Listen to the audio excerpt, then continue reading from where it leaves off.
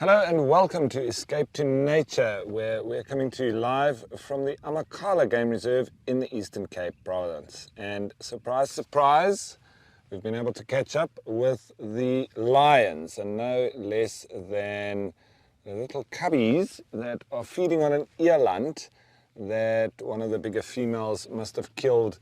I don't know if it was late last night or yesterday afternoon. But anyway, they've eaten a lot today. All the cubs have got very fat bellies. There's only one on the kill right now, but there's 3 of them just behind us. Everybody fat, everybody healthy, and everybody happy. My name is Ralph Kirsten, and on the camera I've got animals. Oh, here comes one of the females. Brilliant.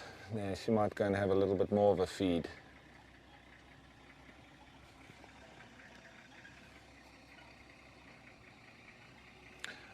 She's the mother of the cubs, and I don't think that she actually brought this eland down. It looks like she's probably going to drag it into the shade. And you can see with them, even having eaten all of that meat, how heavy this carcass still is. It can be between 600 and 800 kilograms.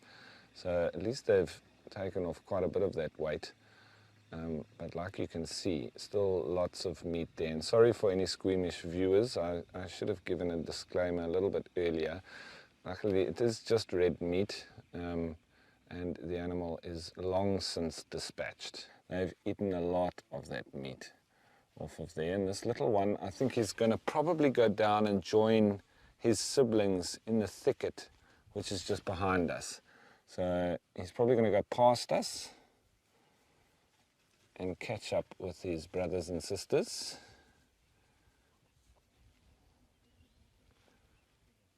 And so I don't know how much more we're going to get to see of these guys, because they're so fat now that I think they might be going into the bush to go and sleep.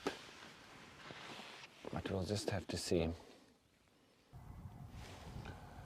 Well, we've moved on from our sleepy lions with fat bellies, and we've managed to come across a nice herd of eland. And it's quite relative, because that's exactly what the lions were feeding on.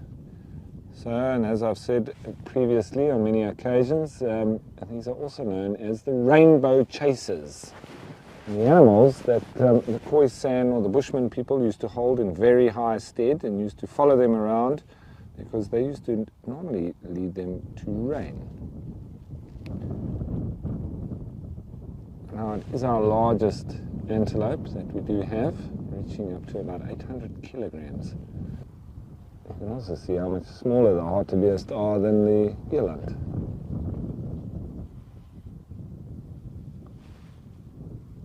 And they've just taken themselves on the leeward side of that thicket there, and probably nicely out of the wind.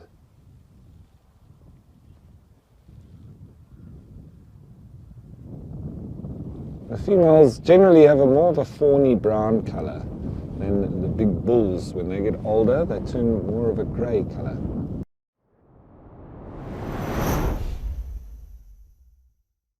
Like live elands, and then not so lucky elands in different parts of the province.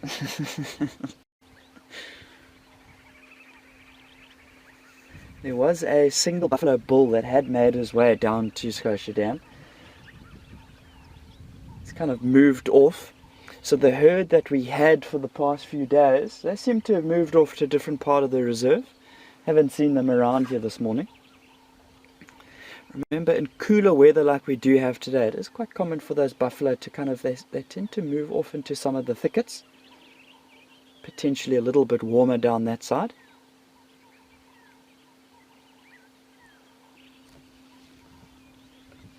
This zebra is passed out.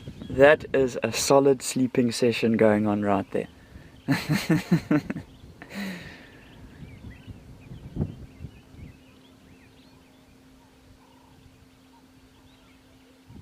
It is a Sunday after all. He's allowed to. He's had a tough week, you know. He's been looking sharp. He's been making sure he's looking good.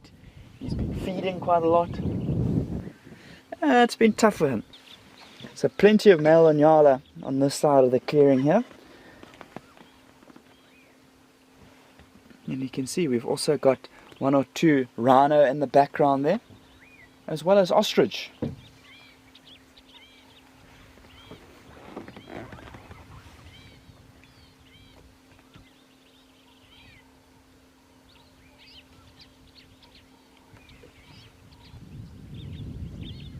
You can see our ostriches just settled down there in the background. Had enough of a little bit of a morning feed. And you can really see the distinct differences in colour between male and female ostrich there now. Let me see if I can pan across to the side and show you a little bit clearer.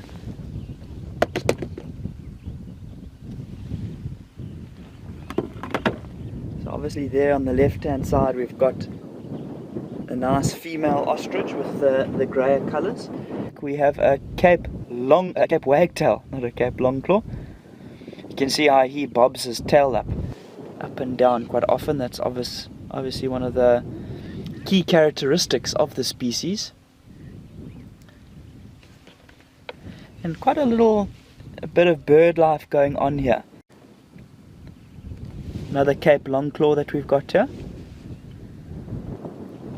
So I am right next to the little mud wallow, close to Scotia Dam. And it's really nice to see all of this birding activity.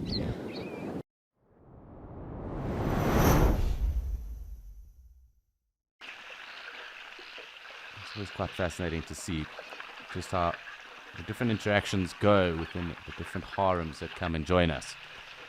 So it's always cool just to sit back and enjoy them, because there's always something going on within zebra dynamic, whether that be politic or anything else that really kind of needs to get ironed out. We do notice that they do kind of chill out a little bit though when they are around the water, at least once they've made their way through.